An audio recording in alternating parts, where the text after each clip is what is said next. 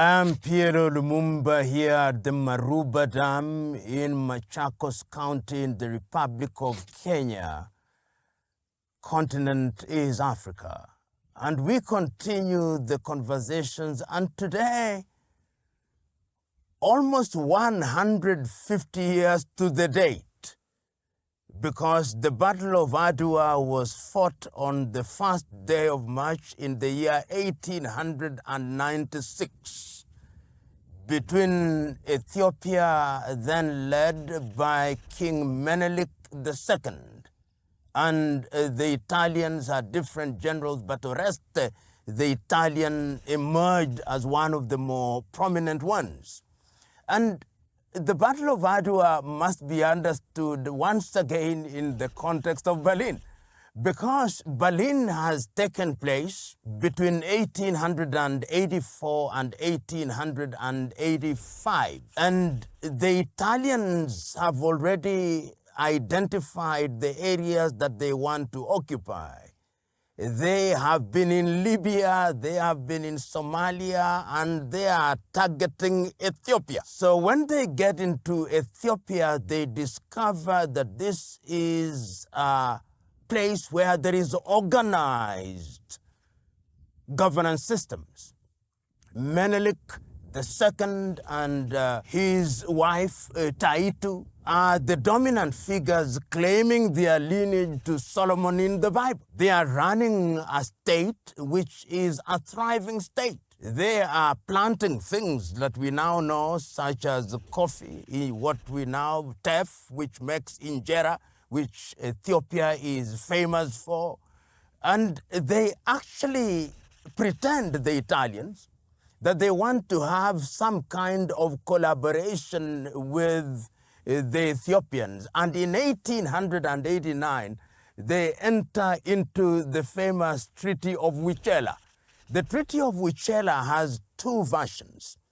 There is one version that is written in Italian language, and there is one version that is written in the Amharic language, which is the lingua franca within the Ethiopian territory. And as was typical of many of these colonizers, there is a difference in the two versions. The Italian version says that Ethiopians have agreed to be a protectorate of Italy. The Amharic version does not contain that. And there is a contestation as to which is the one that takes precedence. And lo and behold, on the first day of March, 1896, the Italians, thinking that they will decimate the Ethiopian starter war, permit me to use the word demographics, but the numbers are important. The numbers are important because the Italian force is 15,000 strong. They also have mercenaries, 6,000 of them, called the Askari. And the word Askari is a word that had been used. I think it was borrowed from the Turks. And the Askaris are 6,000 of them fighting on the side of the Italians who do not know the terrain. What does Menelik do? He assembles an army, and the accounts, of course, are different, but in excess of 100,000. And the Italians, of course, believe that no African army has the capacity to defeat a European army. And in my view, they are very casual about it. So casual are they that they think that this is going to last for a very short time. But they are surprised. They are surprised because they are surrounded and decimated. And the Battle of Adwa stands out as the battle when an organized African army blooded the nose of a European imperialist army in a manner that had not been seen before.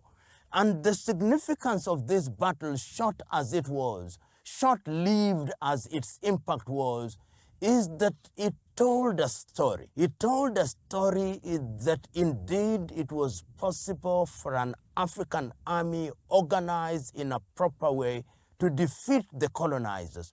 And it gave impetus, and one can argue that subsequent struggles that were then mounted in the continent of Africa by way of resistance were actually aided by the stories of the Battle of Adwa.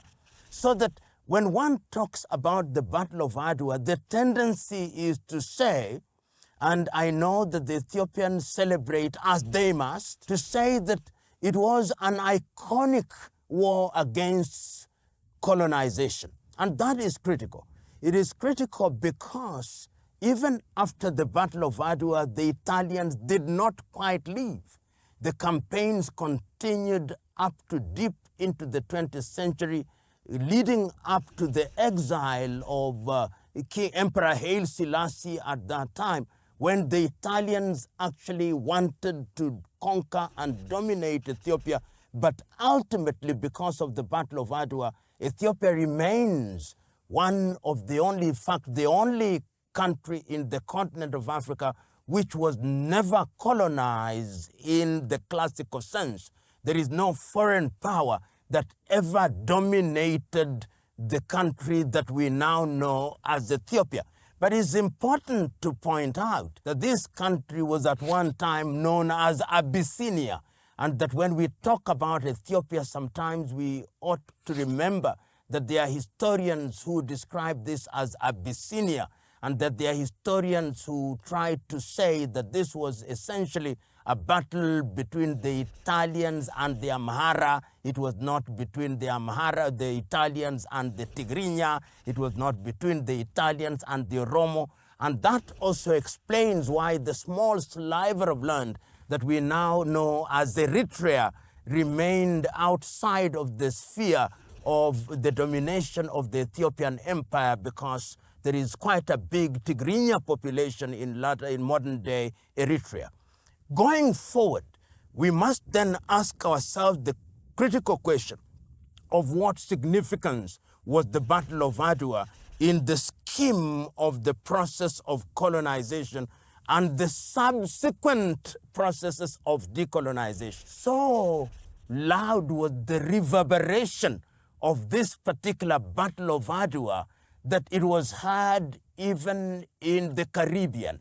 And today, in fact, when we talk about the Battle of Adwa, and we talk about the Rastafari movement, because Emperor Haile Selassie's actual given name was Prince Rastafari, ultimately becoming the Rastafarian movement. And this is important because it is traceable to the heroics of Adwa, that individuals outside of Ethiopia, such as Marcus Garvey in Jamaica, were talking about it and saying we can now go back to the mother continent because we have demonstrated that it can be done. Individuals such as Sylvester Williams of Trinidad and Tobago start the Pan-African movement because they are saying the Battle of Adwa is an iconic battle. It is also iconic that when the Organization of African Unity is being founded in 1963, Ethiopia and Addis Ababa become the logical site after debate had existed whether the first meeting should be held in Accra, Ghana, or in Cairo, in Egypt.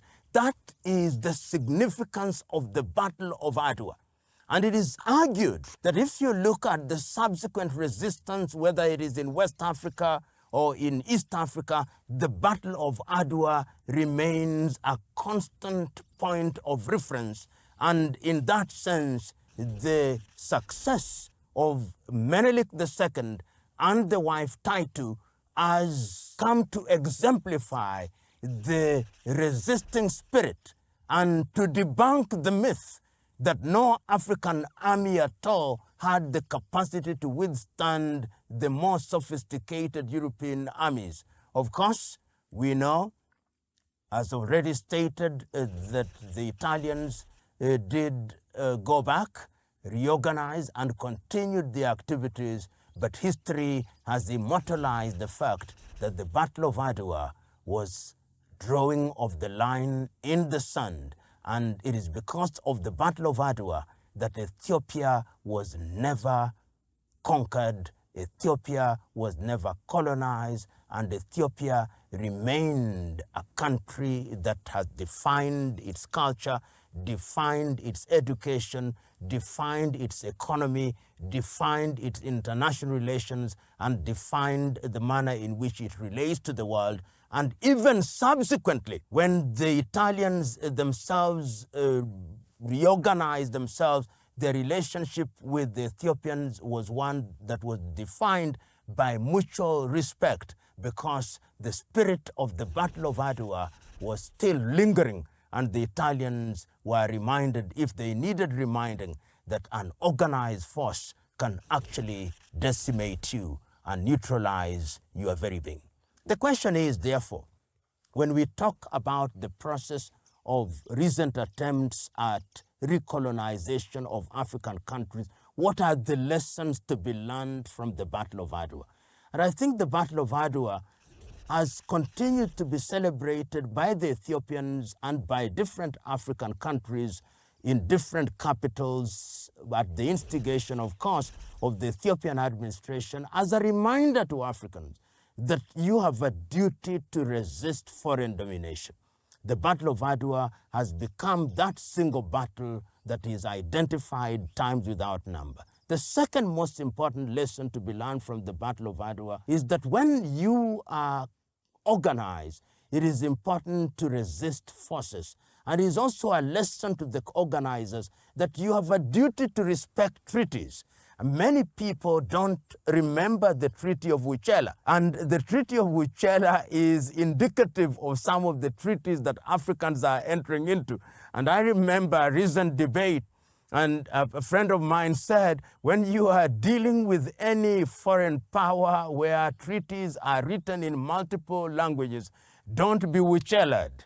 To mean, ensure that all versions are speaking the same thing and saying the same thing. Otherwise, you'll have your own Battle of Adwa. So that the Battle of Adwa has also become a term of art in telling us that if the terms of a treaty are not properly understood and properly recorded, then you cannot escape a battle to define what the treaty actually meant. The Battle of Adwa will always stand out in the sands of time as a battle where the Ethiopians and by extension Africans demonstrated to the colonizers that we can bloody your nose.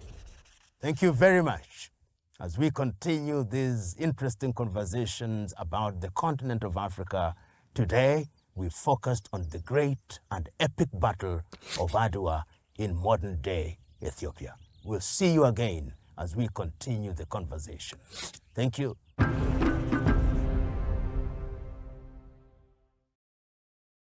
The world is changing, and so is Africa's reality. Political shifts, new partnerships, and economic opportunities. And we're here to uncover why and how it's done. What do the billion-dollar IMF loans have to do with the Kenyan unrest? Are US and French troops actually withdrawing from African states after years of presence? Is Europe's so-called green agenda so green and helpful after all? Why are more and more African countries increasing trade with Russia? And how is Britain lending Africa the treasures London looted? Now, from colonial legacies and security to the future of African democracies, we break down the key challenges ahead and analyze the solutions. While the world is watching Africa, tune in with us and question more with RT International on Maisha TV Kenya.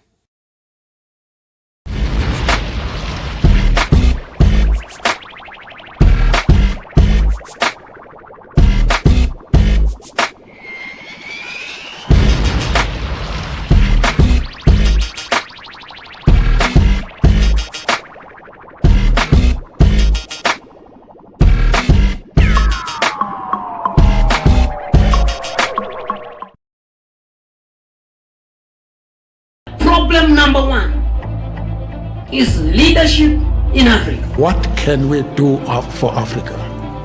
That was a wrong question. The right question was, what can we do with Africa? What Africa do we want? Africa had to seek first the political kingdom, and the rest would be given unto them. Unfortunately, we sought and obtained the political kingdom, but there is still a debate as to whether the rest has been given unto us. Half of our people here are below 20 years old. Yes? Look at the average age of our presidents. It's about 63, 64 years old. We're the only continent in the world where we have presidents at 90 years old starting new terms. I mean, you guys are crazy or what?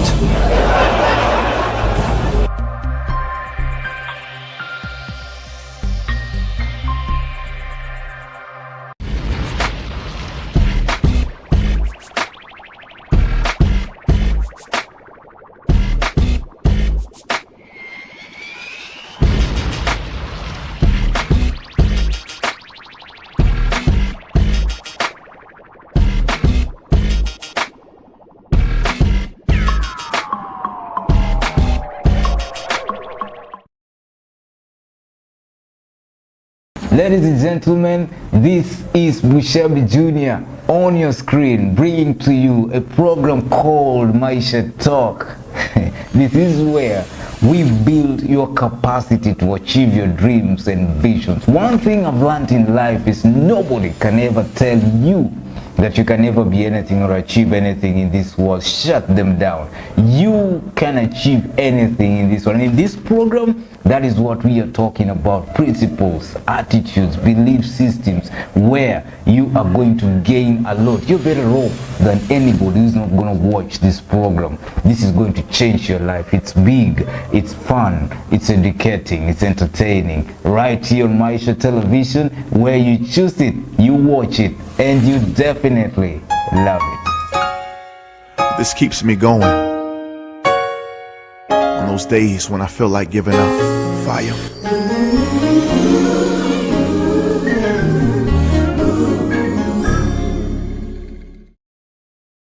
Do not want the money or properties achieved in a corrupt way. Badala ya kusaidia watoto wadogo wadogo katika academy za sport, wewe kazi yako imekuwa kila weekend unakuja kwa matanga kutukana viongozi. Wewe ni waziri wa michezo ama waziri wa matanga na masuala za ndani. Sasa wewe unatuambia nini? This government is going to punish you more than they will punish me. Tuko na mheshimiwa Eugene, tuko na mheshimiwa Lusaka na mheshimiwa Wetangula.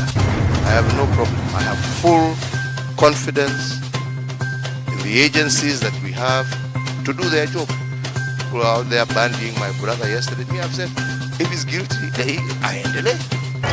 Lakini hata nyinyi mkuwe na mshike rada.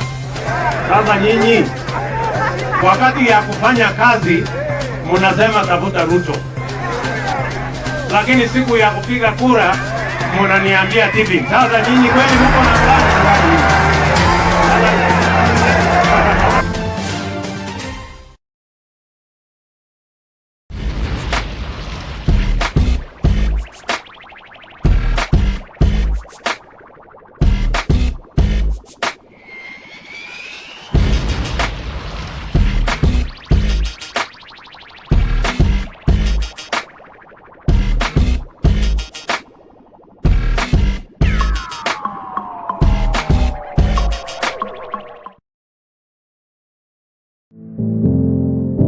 We invite you to like Maisha TV Kenya on all our online media platforms. Facebook at Maisha TV Kenya, Twitter at Maisha TV Kenya, Instagram at Maisha TV Kenya. Maisha TV now invites you to send your feedback or complain because we listen to you. You can now reach us on all our media platforms on Maisha TV. Just send your messages to our social media platforms, call or text us on 0746 999 841 or send us an email to info@maishatv.co.ke. We care. We shall respond to your feedback or complaints within 14 days. Also, keep a copy of messages sent to us. We listen to you. Because you listen and you watchers. Maisha TV. Choose it, watch it, and love it.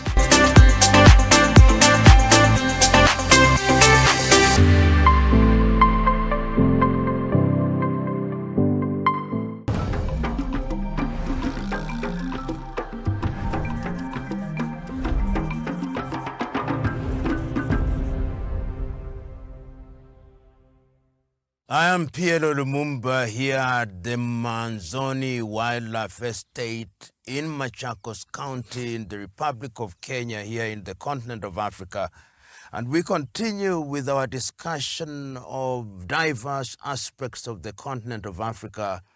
Today we focus on the island of Malagasy, sometimes described as Madagascar, or the Red Island, and the red because of the laterite soil that is found in that island, one of the largest islands in the world. Unique, connected to the continent of Africa, but with an interesting composition in her population. The bulk of the people who occupy Madagascar are from the island of Borneo, next to Malaysia, and are Austronesians. And when they came into that island, of course, there were few people who can be described as of Bantu origin, but preponderantly it is from the stock of Borneo.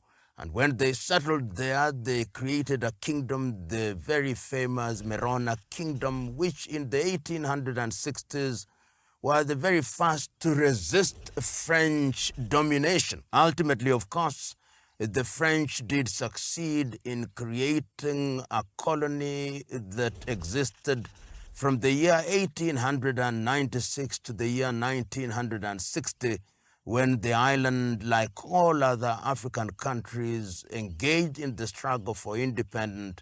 And the first president of that country was Filbar Sirinanana. But it has been an island that has known great difficulties, as we know, one of the largest producers of vanilla. And it has had a checkered history which has been characterized by revolt, has been characterized by coup d'etats, and has been characterized by very adverse action by the French in an attempt to control the people of Madagascar. But one of the most significant things has been the lack of cohesion amongst the people who are basically of one stock.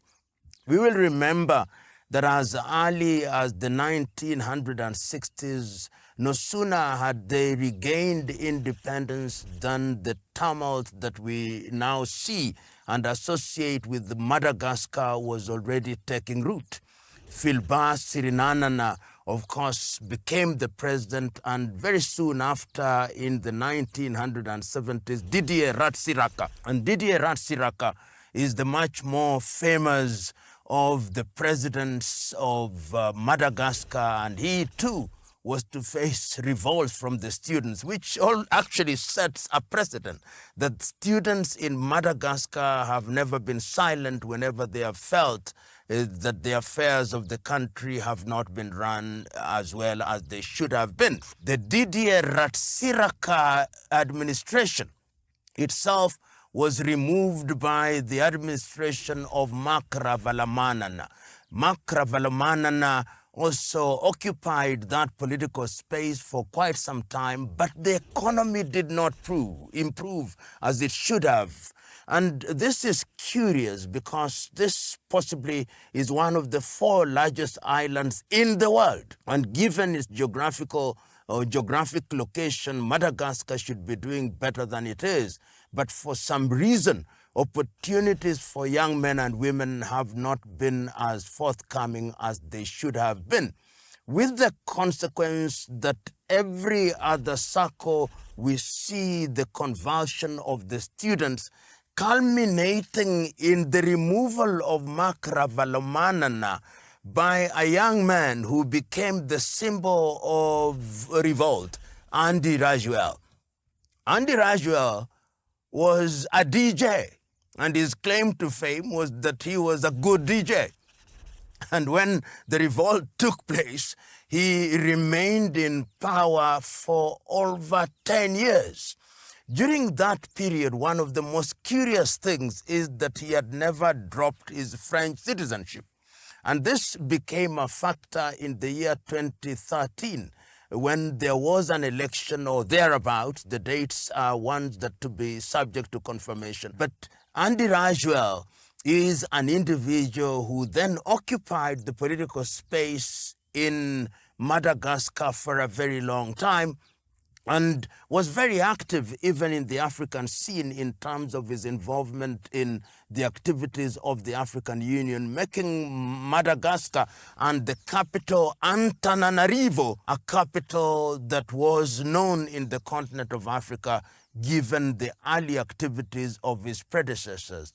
But the year 2025 became a difficult year. It became a difficult year because young people, particularly the student population, felt that the administration of Rajwell was no longer doing what was necessary. And those who have had the opportunity of visiting Antananarivo will be thoroughly disappointed at the state of facilities, particularly the universities, when we are talking about the 21st century and a country that has such great potential. The consequence then was that the student rose, and with the students, the population rose, and what essentially was an economic revolt led to the disappearance of Rajwell in the year 2025. And even as we speak in the early parts of the year 2026, there is debate as to his actual location. Some say he's in France, some say he has escaped, but nobody quite knows where Andy Rajwell is. Immediately after he was overthrown, and of course, he was replaced by Michael Radiananana, and that is the current administration that we have in Madagascar. But there is a problem because the students who thought that they had led the revolution are saying, but nothing has changed. The situation is as it was when we had Didier Ratsiraka, when we had Mark Ravalomanana, when we had Randy Rajwell. But one can say that it's too soon. But the tragedy is that when people want change, they want microwave changes and instant coffee changes. And Madagascar now finds herself in a space where revolt is what is the norm in that part of the world. The question is, and I think this is a legitimate question to pose, that the hand of France is never far away from these revolts that are taking place in her former colonies. And it's important to contextualize that Madagascar is very important to the French as we know them now, because they are losing their grip in their other colonies, not only in the western and central part of Africa, but in different parts of the continent and the world. And Madagascar is the geographically larger colony if you exclude the little islands such as Mayotte and La Réunion. So Madagascar is very important because even from the standpoint of the resources that she has, it is an important island for French influence. It must be remembered that the British have a presence in Diego Garcia, in the same geographical neighborhood. And in terms of the renewed competition of the erstwhile colonizers, that particular Gulf of Mozambique then becomes very important. It must also be remembered that the French are very active in the exploitation of gas resources in the Gaza region of Mozambique. And that is also an important sea route.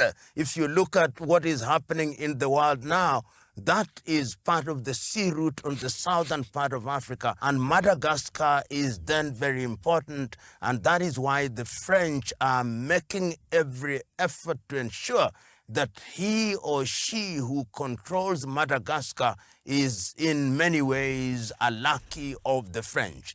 The troubles in Madagascar must then be seen in that context. And the context is that since France gave away the control of Madagascar in 1960, the indigents have not done a good job. It has been contest for political power without the accompanying economic development, with the consequence that if you look at the GDP of Madagascar and GDP per capita, it is one of the countries that has low GDPs, notwithstanding that her resources can help her. Vanilla, for example, is something that offers opportunities that are really cannot be calculated. Of course, I'm being hyperbolic in this regard, but cannot be calculated as to what it can do for the population. The absence of infrastructure, the absence of opportunities for young people, the other resources such as mineral resources that are being discovered, the fishing resources in the Madagascar region, the use of their seaports, Madagascar as a potential tourism resort, particularly when you compare with what is happening in Mauritius. The opportunities are huge, and the young population is saying that the politics that is being practiced by these individuals is not giving them what they need and what they desire. And that is why the student uprising has seen the expulsion of political leaders, and the military leader who has been sworn in, one hopes, will midwife a democratic process and create a wave of young people who will then take charge of the politics of Madagascar and restore Madagascar and the administration in Antananarivo in a manner that will be beneficial to the people of Madagascar. And we cannot forget that when there was COVID, the Malagasy Institute of Applied Science actually did give to the world COVID organic.